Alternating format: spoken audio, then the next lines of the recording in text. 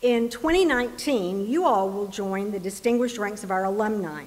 So it's fitting that today, Dr. Chiufang Hwang, an alumni board member, greets you on behalf of the School of Medicine alumni.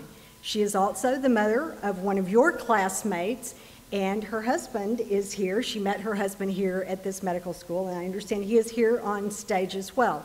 So we provide kind of a one-stop shopping for many of you for your needs. So please keep your eye out at all times. But we so appreciate that she is here with us today and look forward to hearing her words. Dr. Hwang.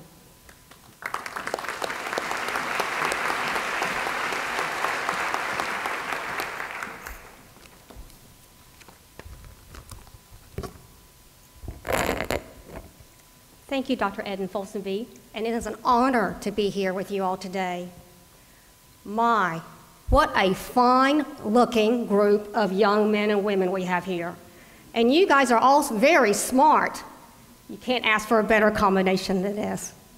Welcome, entering medical class of 2019. You know, it wasn't that long ago that I sat in those exact same seats. Actually, it was almost 3 decades ago.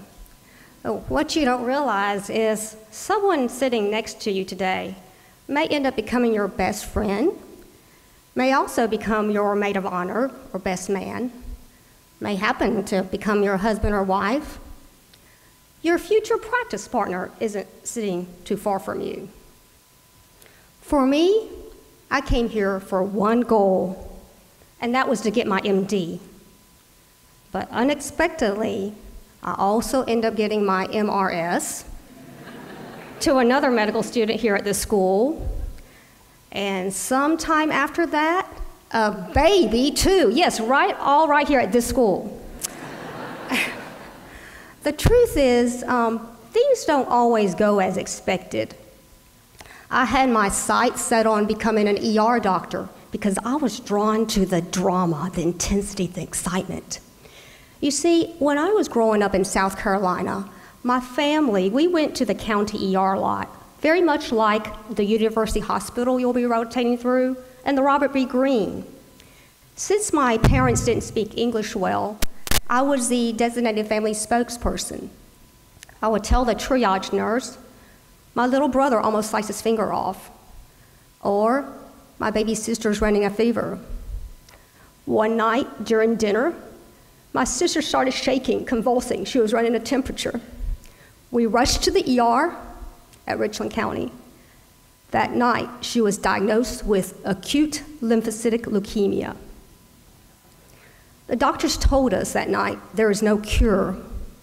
We can only prolong her life. You see, back in the 70s, there were no protocols for treating this type of leukemia. So she underwent clinical trials with a cocktail mixture of chemotherapy, radiation, and everything else. We didn't know if this would save her or would it kill her. I went into the exam rooms with her where they would stick a trocar, which is a thick metal tube with a cannula, into her hip, and it's a very, very, very painful procedure. I don't watch her go through this, and that's when I decided to become a doctor. My sister was 2.5 at the time. During my second year here at this medical school, I received a phone call from my brother. He said, our sister is dead. She died in her sleep, and she was 13 years old. We had to wait for the medical examiner to do the autopsy to determine her cause of death.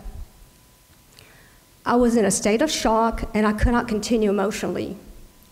You see, when life takes an unexpected turn, it doesn't matter how smart you are.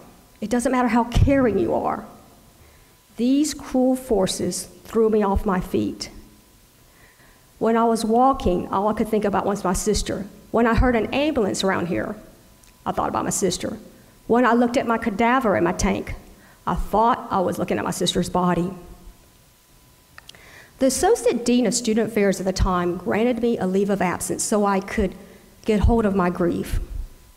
And that was a pivotal point in my life because I decided to become a psychiatrist.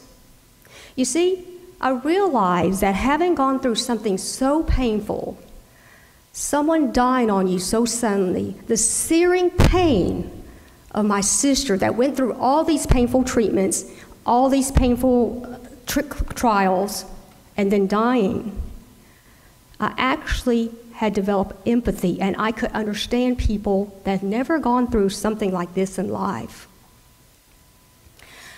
I share with you my personal story because you never know what's going to happen tomorrow or the next 4 years.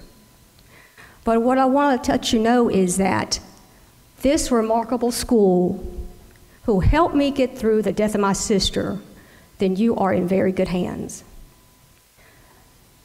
What I want to share with you is that if you're not at the top of the class, don't worry about it.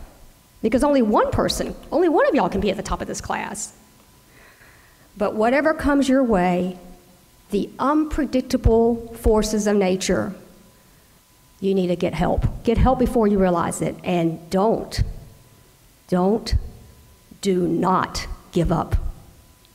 Thank you to the school, and my best wishes to all of you entering medical class of 2019.